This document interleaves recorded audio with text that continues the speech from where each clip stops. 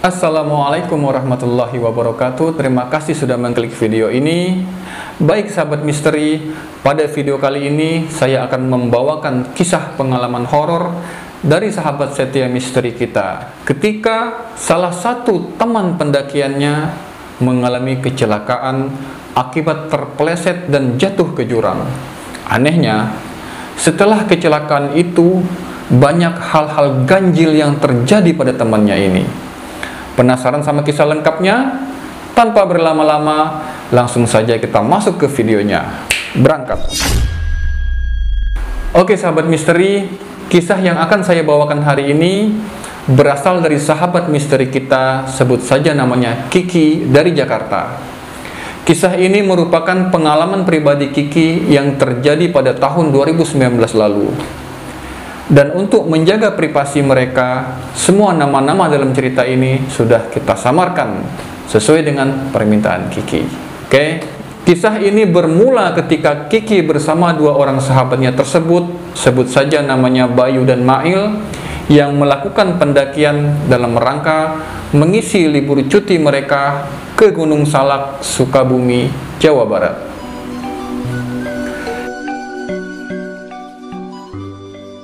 Kiki adalah satu-satunya pendaki perempuan di kelompok ini.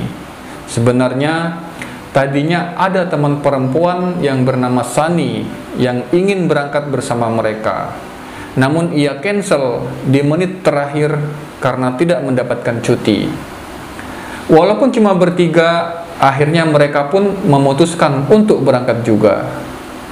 Dan Bayu secara nggak langsung menjadi pemimpin mereka di kelompok ini. Karena selain dia anak pecinta alam, dia juga sudah 2 kali berhasil muncak di gunung ini. Mereka pun sepakat memilih jalur pendakian yang terpendek, walaupun terkenal sulit medannya. Singkat cerita, selesai melakukan registrasi, mereka pun mulai jalan menuju gerbang rimba, gerbang awal start pendakian. Dan sesampainya di sana, Ismail mengeluarkan HP dan mereka pun berfoto bersama secara bergantian. Ketika giliran Kiki memotret, secara aneh, foto yang diambil Kiki nggak pernah fokus dan selalu berbayang. Sampai akhirnya Bayu pun nggak sabar dan mengambil alih handphone untuk memotret. Ah, bego amat sih lu Ki, masa moto begitu aja nggak becus? Bagaimana di atas nanti? Ternangis lagi lu minta pulang, kata Bayu ini. Tetapi Kiki yang udah nggak heran lagi dengan sikap Bayu seperti itu, dan memang begitulah sifatnya Bayu. Jadi Kiki pun nggak ambil pusing. Tapi yang bikin Kiki ini heran, kenapa setiap dia mengambil foto nggak pernah fokus dan selalu ngeblur. Meskipun begitu, ia buang jauh-jauh pikiran negatif itu. Takut diaminin setan, apalagi mereka baru saja akan mulai pendakian. Lalu setelah berdoa dan tos bareng-bareng, mereka mulai masuk ke dalam gerbang besi yang tampaknya sudah berkarat dan berlumut. Jadi semakin menambah kesan angker gunung ini menurut Kiki. Tapi lagi-lagi dia buang jauh-jauh pikiran negatif itu, dan dia pun menyelipkan sebuah doa agar semuanya lancar dan aman selama pendakian sampai turun lagi ke sini. Mereka mulai pendakian, jalur menuju pos pertama bisa dibilang tidak begitu terjal. Walaupun di beberapa titik treknya agak sulit karena melewati jalanan rawa dan berlumpur. Apalagi ketika mulai mendaki, mulai hujan gerimis dan membuat trek semakin sulit dilewati. Berkali-kali Kiki ini tergelincir, dan mereka pun memutuskan untuk beristirahat sebentar, memakai jas hujan karena hujan turun semakin deras. Di antara suara hujan yang semakin deras, Kiki mendengar suara nafas seseorang. Lu dengar nggak suara orang nafas itu? Itu tuh dari arah situ tuh, kata Kiki. Dari semak-semak. Enggak. Kalau lu baik, Ismail mendekatkan telinganya ke arah semak-semak yang dituju Kiki itu. Ah, perasaan lu aja kali Ki, cuma suara hujan kok, kata Bayu. Iya kali ya, mungkin karena dingin, gue jadi berhalusinasi, kata Kiki. Tapi sebenarnya Kiki cukup yakin kalau itu adalah suara napas yang jelas datang dari arah semak-semak di sebelah sana. Tetapi karena takut dianggap lebay oleh Bayu dan Ismail, akhirnya Kiki pun berusaha untuk tetap berpikiran positif. Ketika hujan mulai reda, mereka benar-benar mendengar suara langkah mendekat, dan ternyata itu adalah suara dari rombongan pendaki lain yang menuju ke arah mereka. Dan Mail pun berkata, "Ki, kayaknya tadi yang lu dengar tuh suara napas mereka deh." Mail berbisik pelan, takut para pendaki itu mendengar bisikannya. Ya nggak mungkin lah, mereka kan datang dari arah bawah, sementara suara itu dari arah semak-semak. Ya udahlah, kalau gitu benar itu suara hujan. Malas berpikiran repot, Mail akhirnya menyimpulkan untuk tidak membahasnya kembali. Dan mereka pun berkenalan dengan kelompok pendaki ini. Dan setelah bersalaman, laki-laki yang Kiki yakini sebagai pemimpin kelompok ini pun bertanya kepada Bayu, "Kalian hanya bertiga saja?" "Iya, kami bertiga. Tadinya sih kita mau naik berempat, tapi salah satu teman kita berhalangan." "Emang kenapa, Kang?" Bayu menjelaskan panjang lebar. "Gabung aja sama kita, yuk. Kita mau muncak, adik-adik mau ke kawah atau ke puncak? Kalau mau ke puncak, kita sama-sama saja." Belum lama pemimpin kelompok yang bernama Kang Daud ini menawarkan ajakannya, salah satu anggota Kang Daud ini yang bernama Hamdan membisikkan sesuatu ke Kang Daud. Walaupun berbisik, tetapi samar-samar terdengar oleh Kiki. "Tuh Kang, kalau nambah mereka, jumlah kita jadinya ganjil. Akang kan paling tahu bagaimana kalau muncak dengan jumlah anggota yang ganjil." Seolah ingin menepis kegusaran Hamdan tadi, Kang Daud pun mengatakan, "Yang penting jaga ucapan, jaga kelakuan, jangan memetik tanaman sembarangan, dan jangan merusak alam." Dan Hamdan pun mundur teratur, dan tampaknya gak bisa mengubah keputusan Kang Daud untuk mengajak rombongan Kiki ini bergabung. Lalu jadilah mereka bersembilan melanjutkan pendakian setelah hujan benar-benar berhenti. Ketika tiba di persimpangan, mereka memilih jalur untuk menuju puncak, dan Kiki meminta waktu untuk beristirahat karena carrier yang dibawanya ini semakin lama semakin berat. "Tuh kan, udah capek aja lu Ki, jangan cengeng ah. Ayo kita lanjut naik sebelum gelap sampai pos Bajuri." "Gue nggak cengeng, tapi sumpah carrier gue ini berat banget," kata Kiki. "Ya sudah, kita istirahat dulu," kata Kang Daud yang tadinya diam aja, dan akhirnya bersuara dan duduklah di samping Kiki. Lalu beliau mengeluarkan sebatang cerutu dan mulai membakarnya. Lalu menghembuskan asapnya ke arah Kiki. Jelas Kiki ini menghindar dan mundur dari asap tersebut. Setelah beberapa kali hisapan, beliau mematikan cerutunya dan mengambil botol minuman. Beliau membuka tutupnya dan mulutnya pun berkomat-kamit. Dan setelah itu Kang Daud memberikan botol itu kepada Kiki. "Minum dulu dek, biar kuat jalannya." Kiki pun nurut dan minum seteguk, dua teguk, lalu menutup kembali minuman itu. Kemudian Kiki bertanya, "Kang, ada yang ngikutin saya ya?" kata Kiki. Kata Kang Daud, "Nanti aja bahasnya di bawah. Sekarang bagaimana kalau kita jalan lagi?" Memang benar, kata Kang Daud itu, pantang buat ngomongin hantu, setan, atau sejenisnya ketika sedang berada di atas gunung. Akhirnya, Kiki pun mengangguk dan kembali mereka berjalan. Hujan mulai turun lagi dan tampaknya cuaca semakin tidak bersahabat.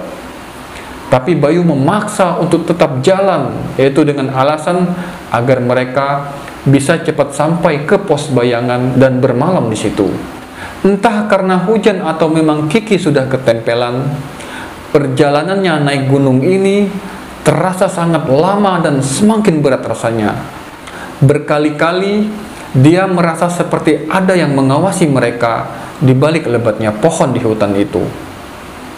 Belum lagi dia merasa karirnya yang bertambah berat. Kali ini kakinya juga semakin terasa berat, seperti membawa beban puluhan kilo rasanya.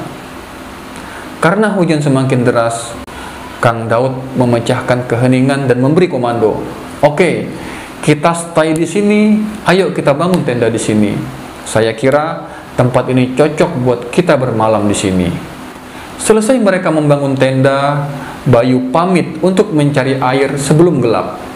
Menurut Bayu, mereka telah melewati mata airnya di persimpangan tadi. Sebelumnya Kang Daud tampak keberatan karena menurut beliau persediaan air Bayu ini dirasa masih cukup sampai besok. Tapi menurut Bayu, di atas tidak ada mata air lagi, sehingga ia perlu mengambil untuk persediaan besok hari. Dan Kiki pun juga merasa nggak setuju dengan Bayu ini. Tetapi Kiki ngerti banget dengan tabiat Bayu. Pasti dia tidak akan nurut dengan orang lain. Sehingga Kiki pun mengajak Ismail juga untuk ikut dengan Bayu. Bay, ngapain sih lo ngotot untuk cari air? Ismail setengah dongkol sama Bayu ini. Karena kita harus turun lagi untuk ngikutin maunya Bayu. Udah, tenang aja, aman kok kalau pergi sama gue. Lagi pula kan gak jauh, paling 10 menitan, kata Bayu ini. Lagian gue pergi sendiri juga gak apa-apa kok. Lo berdua ngapain juga ikut, kata Bayu. Aduh, perut gue kenapa lagi nih? Ismail pun memegangi perutnya. Kenapa lo, Il? Kebelet? Ya udah, lo di sini aja. Selesain urusan hajat lo. Gue pergi aja sama Kiki. Setengah mengejek Ismail, Bayu pun sambil tersenyum sinis. Serius Ki, gak apa-apa. Ismail ngelihat Kiki untuk meminta persetujuan dengan muka pura-pura menahan hajat. Dengan setengah hati Kiki pun menjawab, ya deh, gak apa-apa Il. Gue pergi berdua Bayu aja. Nanti kita cepet aja biar gak keburu malam. Iya, santai Ki. Akhirnya Kiki dan Bayu pun bergegas menuju mata air. Dan sesampainya di sana, Bayu mulai mengisi botol-botol minuman mereka dan Kiki pun sambil melihat-lihat situasi di sekitar mata air tersebut. Kabut pun mulai turun ketika itu, dan ketika Kiki melirik jam tangan, waktu menunjukkan pukul 3 sore.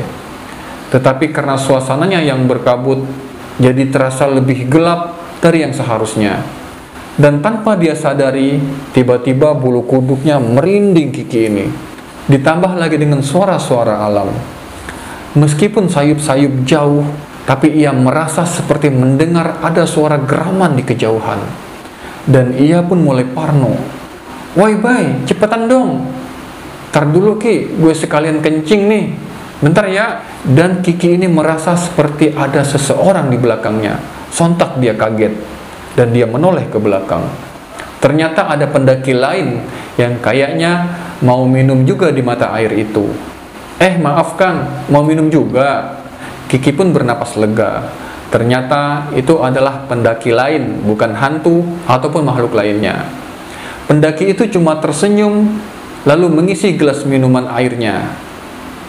Untuk menghilangkan rasa ketakutannya, Kiki pun mencoba mengajak ngobrol pendaki ini. Sendirian aja Kang, teman Akang mana? Nggak ada, saya solo hiking kok, jawab pendaki ini sambil tersenyum.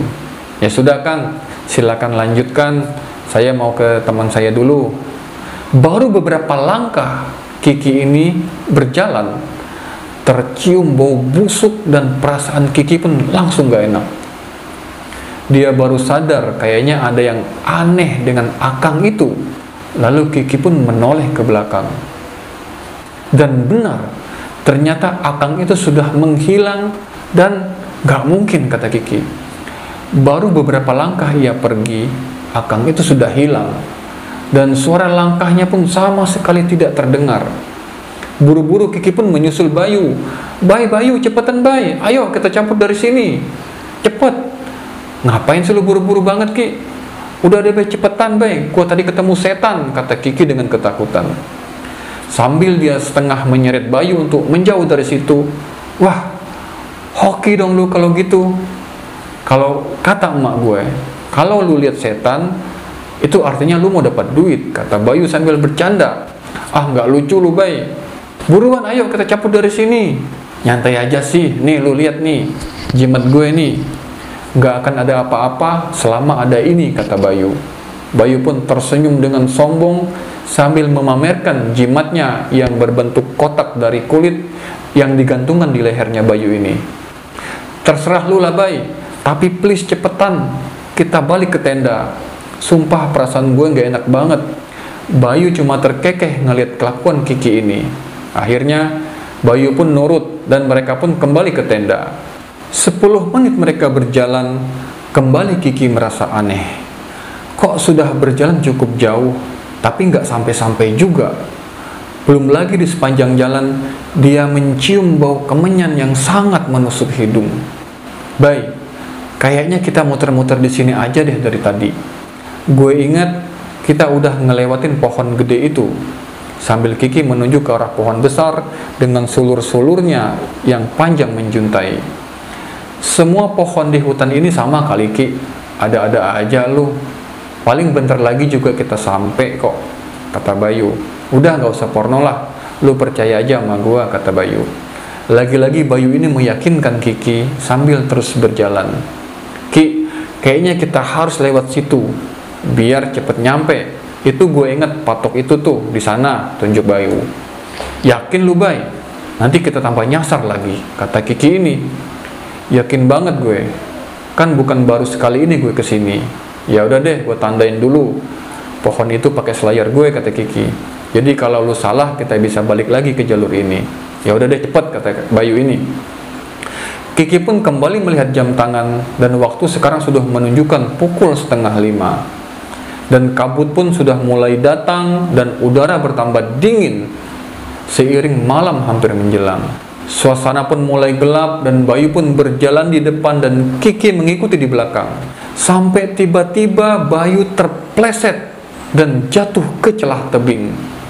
Ia bergelantungan dan berpegangan dengan akar pohon.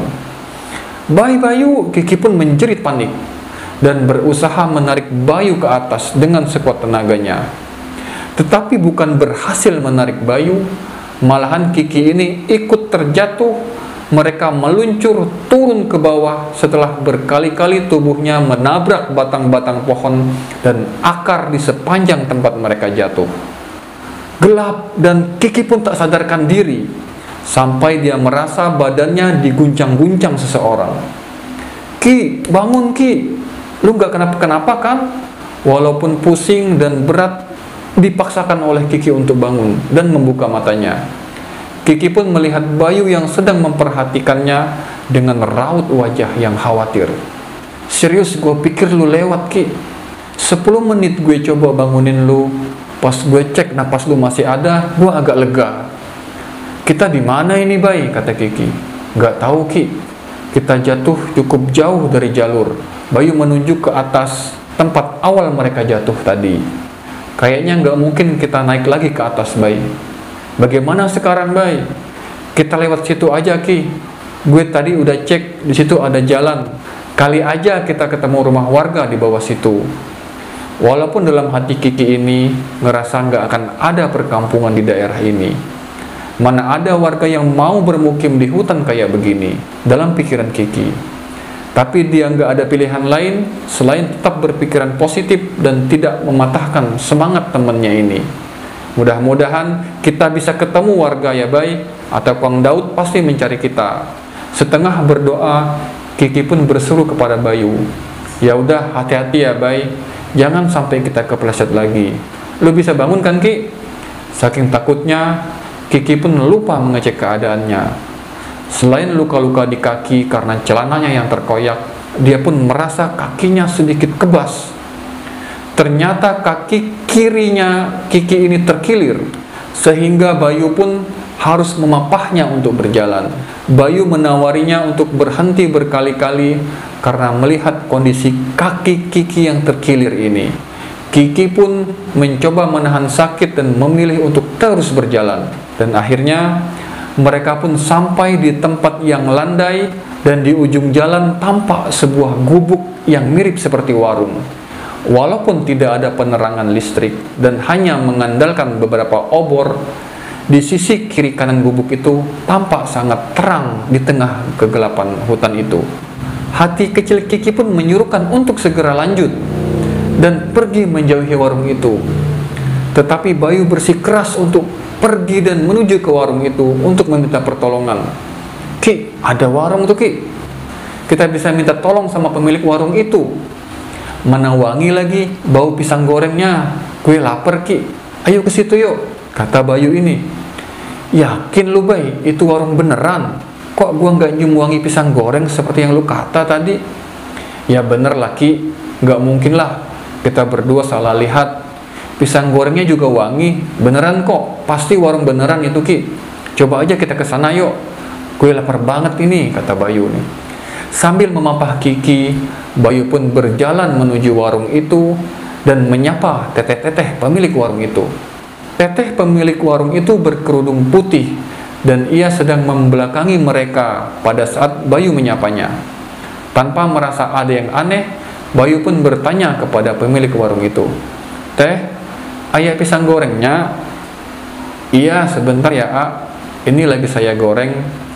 Tanpa menoleh, teteh pemilik warung itu pun menjawab, "Bay, gue pengen pipis nih," kata Kiki ini tiba-tiba. Dan ia nggak bisa menahan untuk nggak pipis. "Teh, teman saya pengen pipis. Di mana atuh kamar mandi nak?" "Ada di belakang A." "Mau gue antar Ki?" Bayu pun menawarkan diri. Tapi Kiki tahu Bayu tidak sabar menunggu pisang goreng teteh itu. Jadi ia memutuskan untuk pergi sendiri. "Gak usah Bay, gue bisa kayaknya. Situasinya sama seperti warung teteh di depan. Tidak ada lampu penerang, hanya ada obor di depan pintu kamar mandi." Lalu Kiki pun berjongkok dan mulai pipis. Gak lama terdengar suara orang menggedor-gedor pintu kamar mandinya, tanda tidak sabar. "Sebentar, saya lagi pipis." Kiki pun berteriak buat menghentikan orang yang menggedor pintu itu. Dan gedoran pintu itu pun berhenti dan keadaan hening sebentar. Tetapi ketika ia hendak mengaitkan celananya, gedoran itu mulai lagi terdengar, sampai mengguncang pintu reot kamar mandi itu. Iya, saya keluar," Kiki pun berteriak. Kemudian Kiki membuka pintu kamar mandi itu. Dan anehnya, ketika Kiki membuka pintu itu, tidak ada seorang pun di luar. Merasa ada sesuatu yang nggak beres, segera Kiki pun mencari Bayu dengan tertatih-tatih. Dan dia melihat Bayu sedang melahap menikmati pisang gorengnya, dan teteh pemilik warung itu masih pada posisi membelakangi Bayu. Hampir setengah porsi pisang goreng sudah dilahap Bayu. "Teh, tadi ada orang yang menggedor-gedor pintu. Siapa ya Teh?" "Pas saya buka tapi nggak ada." "Oh, itu orang yang tinggal di sini juga," kata teteh itu menjawab dengan pelan. "Tapi saya buka tadi nggak ada Teh." Dan Kiki pun yakin penglihatannya tidak salah. Gak ada siapa-siapa di sana. Gak ada juga orang yang dimaksud teteh ini. Dia gak suka sama yang dibawa AA ini. Suara teteh pemilik warung itu sekarang mulai terdengar menyeramkan di telinga Kiki. Dan kontan Bayu pun tersedak. Gak suka. Gak suka kenapa Teh? Bayu pun bertanya. "Gak suka sama yang menggantung di leher AA itu." "Ini maksudnya Teh?" Bayu pun menunjukkan jimatnya. Teteh pemilik warung secara perlahan memutar kepalanya. Hanya kepalanya saja yang berputar menghadap Kiki dan Bayu, sedangkan tubuhnya masih berada di posisi yang sama ketika sedang menggoreng pisangnya. Tapi yang paling membuat Kiki ini terkejut setengah mati, yaitu wajah teteh pemilik warung ini rata semua. Tidak ada alis, tidak ada mata, tidak ada hidung, dan tanpa mulut. Melihat itu, Kiki pun segera berlari dengan menyeret kakinya yang sakit dan gak lupa juga menarik lengan Bayu untuk menjauhi warung itu. Kiki pun berlari terus tanpa henti. Dan setelah dia yakin jauh dari warung itu, mereka pun berhenti dengan napas yang terengah-engah. Napas Kiki pun gak beraturan, jantung seperti mau pecah. Lalu Kiki pun menoleh ke arah Bayu, yang tiba-tiba Bayu ini berbicara ngelantur. "Ki, kita tinggal di sini aja ya." "Hah? Maksud lu Bay?" masih belum pulih soknya melihat setan muka rata tadi, sekarang menghadapi Bayu yang sepertinya kerasukan. Ya, lihat deh di situ, gelap, dingin, rame, banyak orang kayak gue di sini. Bayu pun menyunggingkan senyum misteriusnya. Ia kemudian melanjutkan ocehannya, banyak orang yang mau tinggal di sini kayak gue. Tuh, kayak yang di sana tuh. Bayu menunjuk di kerimbunan pohon dengan senternya. Jangan ngocok lu Bay kalau ngomong, gak lucu tahu. Sumpah, ketika itu Kiki pun takut banget dan rasanya mau nangis. Diam gak lo? Awas kalau ngomong lagi, bentak Kiki. Tiba-tiba Bayu bersenandung ringan dan tertawa. Tatapannya kosong dan makin membuat Kiki merinding mendengar senandungnya. Tinggal di sini ya kita Ki, tinggal di sini rame sama teteh warung itu juga. Yuk kita tinggal di sini ya Ki. Bayu terus bersenandung dan tertawa menyeramkan. Dan seketika itu juga tiba-tiba di sekeliling Bayu ini muncul banyak penampakan seketika. Di sebelah kanan Bayu ada teteh pemilik warung yang mukanya rata. Di sebelah kiri Bayu ada pendaki di mata air sebelumnya. Belum lagi di belakang Bayu ada harimau yang siap menerkam. Dan Kiki pun segera menjauh dari Bayu. Dan yang paling membuat bulu kuduknya merinding, ketika udara dingin berhembus kencang dan terdengar suara hihihihi, suara tertawa khas kuntilanak di atas pohon besar. Rupanya kuntilanak itu sedang mengayun-ayunkan kakinya di udara. Kiki pun mulai menangis ketakutan sambil berdoa dan terus menangis. Semakin kencang dia berdoa, semakin dingin udara di sekitarnya. Dan seketika itu dia mendengar suara yang mirip desisan dan bisikan yang semakin lama semakin nyaring di telinga Kiki. Tapi dia nggak bisa dengar bunyi apa persisnya itu. Dan tidak ada siapapun di situ, hanya ada Kiki, Bayu, dan makhluk-makhluk itu. Di antara doa yang ia panjatkan, Kiki meminta agar Kang Daud mencari Kiki dan Bayu yang menghilang ini. Tidak lama kemudian, seolah-olah doa Kiki ini dijawab. Tiba-tiba Kiki mendengar seseorang memanggil, "Dik, Dik." Suara yang terasa familiar. Kiki pun menoleh dan melihat sekelebat bayangan yang mirip Kang Daud di antara pepohonan. "Bay, sadar Bay, itu Kang Daud memanggil di sana." Kiki yang masih berusaha menyadarkan Bayu di tengah kesurupan itu, dengan mata melotot tiba-tiba Bayu menggeram ke arah Kiki. "Nggak mungkin di tempat begini ada Kang Daud. Di sini cuma ada orang mati Ki seperti kami ini." Kembali Bayu tertawa menyeramkan. Dengan membaca bismillah tanpa pikir panjang, Kiki pun menyenter ke arah bayangan Kang Daud dan mulai berlari meninggalkan Bayu yang tengah kerasukan itu. Dia pun terus berlari menyeret kakinya mengikuti bayangan yang mirip Kang Daud itu. Terus lari makin menembus ke dalam hutan. Dan senter Kiki pun mati secara tiba-tiba. Dan dengan keadaan di sekelilingnya tiba-tiba gelap gulita. Kenapa nggak ada cahaya di sini? Belum pernah gue merasa setakut ini. Tolong siapapun di sana. Mengapa suara gue nggak keluar nih dalam hati Kiki? Lalu dengan sekuat tenaga, Kiki pun berteriak. Tapi nggak ada satu kata pun yang keluar.